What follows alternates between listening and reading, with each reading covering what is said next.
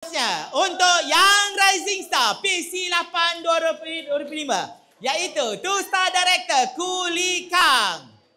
Seterusnya Crown Saidatul Akmal. Seterusnya mereka adalah Hamam Haris PC8. Seterusnya Power Young Rising Star Crown Ainidia binti Roslan.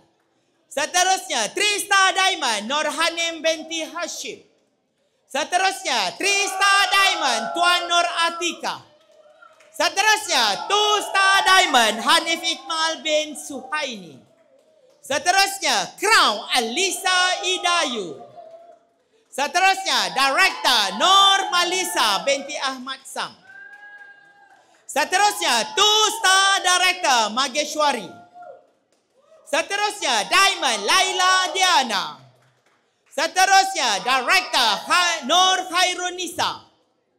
Seterusnya 2-star Diamond Masturina.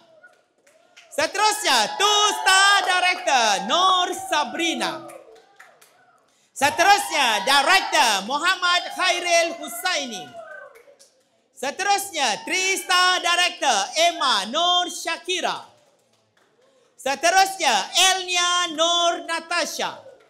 Power Young Rising Star Fatimah binti Kamarudin.